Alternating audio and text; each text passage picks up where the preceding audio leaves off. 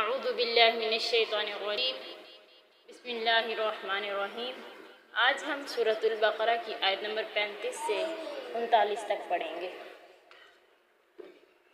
تو کل کے سبق میں ہمیں اللہ تعالیٰ نے حضرت آدم علیہ السلام کی تخلیق کا بتایا کہ اللہ تعالیٰ نے آدم علیہ السلام کو جب دنیا کے اندر بھیجنا چاہا تو فرشتوں سے کیا مکالمہ کیا، اور حضرت آدم علیہ السلام کی تخلیق کے بعد اللہ تعالیٰ نے فرشتوں سے حضرت آدم کو سجدہ کروایا، اور یہ سجدہ تعظیمی تھا۔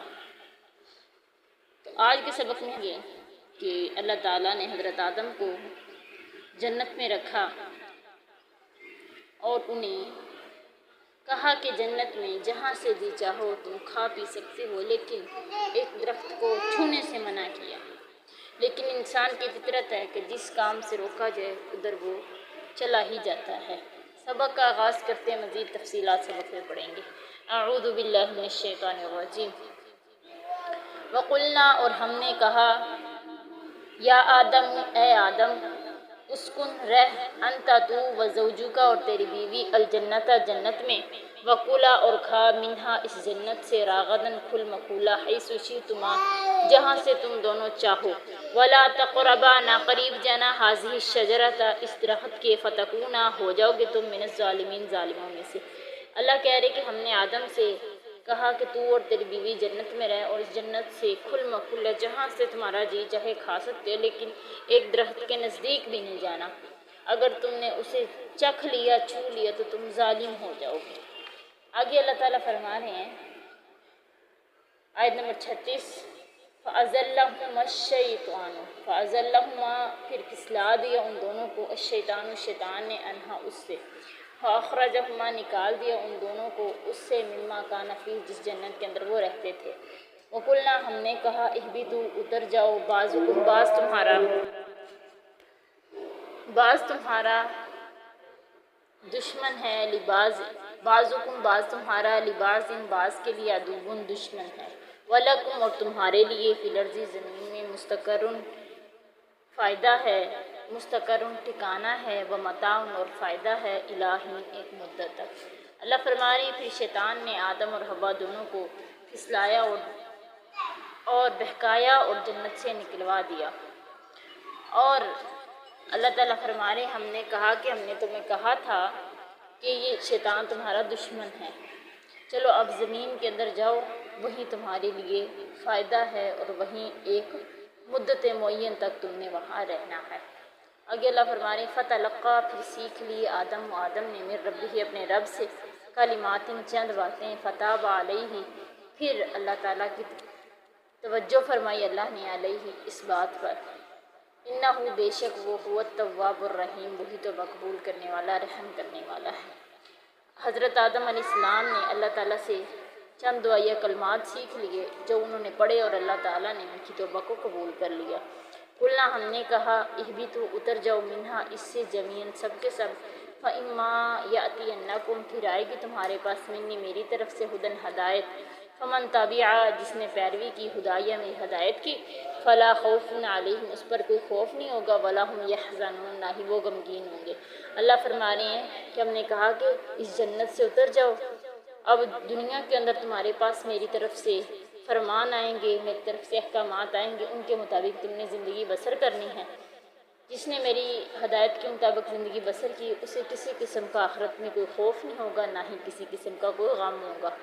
والذین، اور وہ لوگ، کفروا، جنہوں نے کفر کیا، وکذبوا بآیاتنا، جھٹلایا ہماری نشانیوں کو، اولئک، یہی لوگ ہیں، اصحاب النار، آگ کے رہنے والے، ہم فیہا خالدون، اس میں وہ ہمیشہ ہمیشہ رہیں گے۔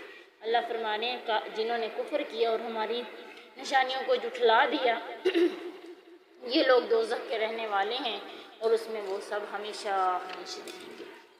تو اللہ تعالیٰ آج کے سبق میں حضرت آدم علیہ السلام کا جنت میں جانا اور جنت سے نکال کر دنیا عرض پہ اللہ تعالیٰ کا بھیج دینا، اللہ تعالیٰ یہ سب ہمیں واقعہ سمجھا رہے ہیں۔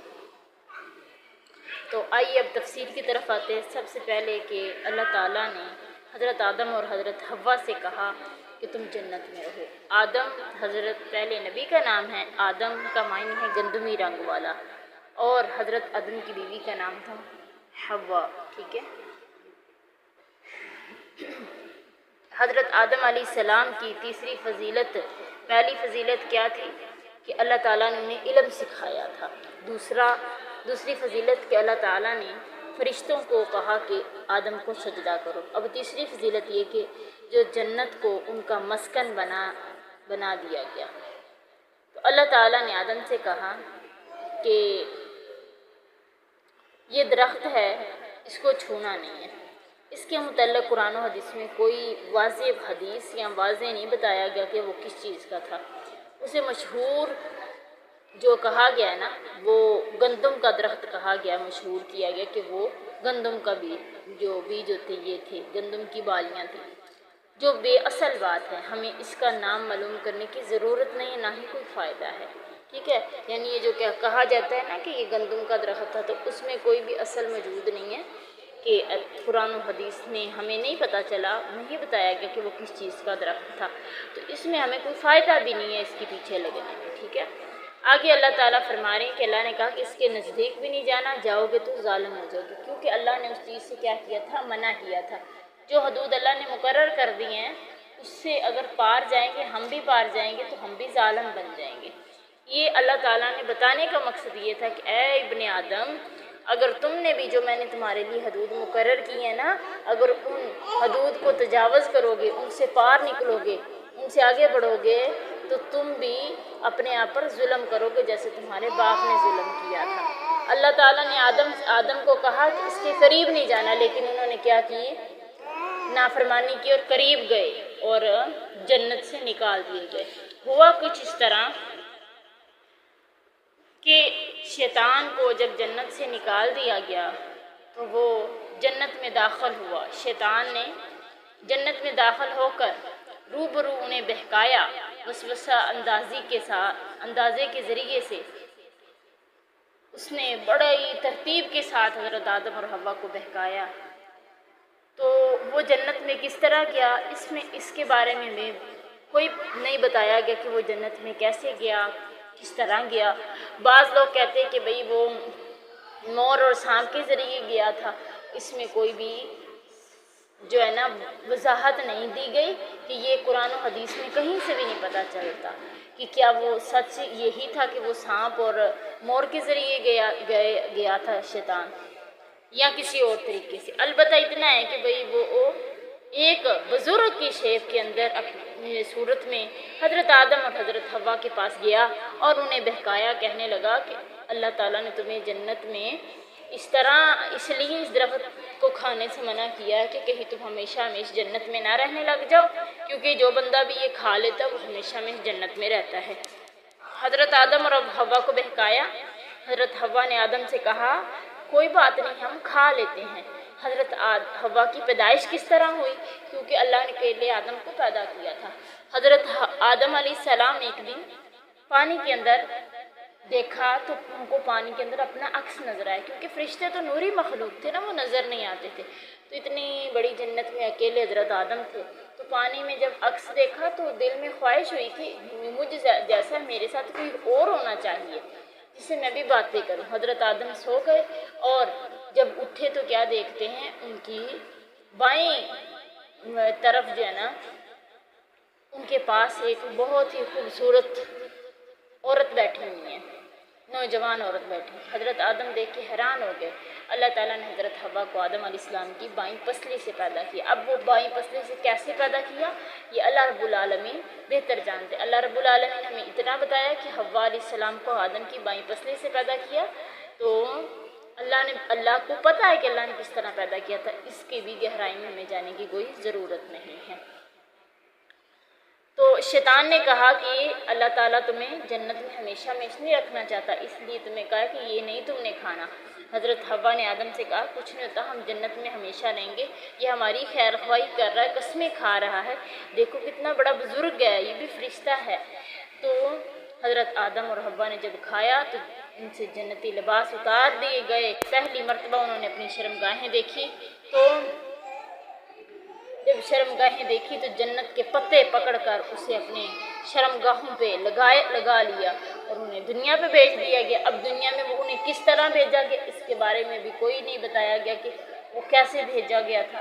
اللہ تعالیٰ نے انہیں دنیا میں بھیج دیا اور دنیا میں وہ رہنے لگے۔ اللہ تعالیٰ نے کہا حضرت آدم علیہ السلام کو مشرق میں اور حضرت حوا کو مغرب میں بھی اللہ تعالیٰ نے اتارا۔ مکہ کے اندر میدان عرفات کے اندر حضرت آدم اور حضرت حوا علیہ السلام ادھر دونوں اکٹھے ہوئے اور انہوں نے ایک دوسرے کو پہچانا، اس لیے میدان عرفات کہا جاتا ہے۔ اور حضرت حوا علیہ السلام کی جدہ کے اندر ہی قبر ہے۔ تو حضرت آدم علیہ السلام کو اللہ تعالیٰ نے دعا سکھائی۔ کیا دعا ہے وہ؟ ربنا ظلمنا انفسنا وان لم تغفر لنا وترحمنا لنکونن من الخاسرین۔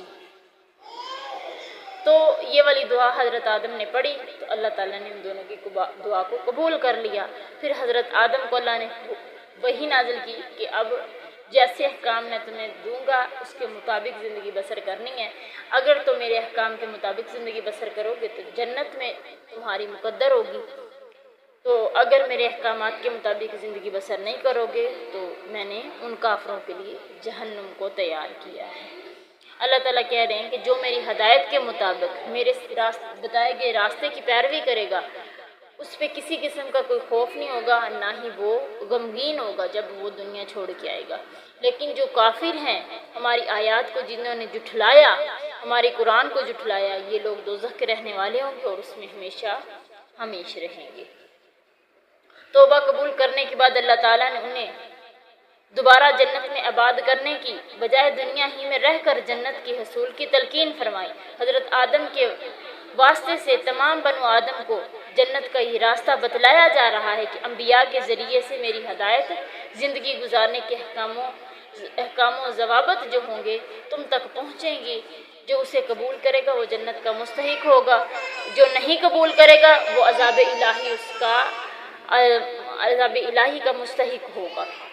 اور جو اللہ تعالیٰ کے احکامات پہ عمل کرے گا اس پہ کسی قسم کا کوئی خوف نہیں ہوگا۔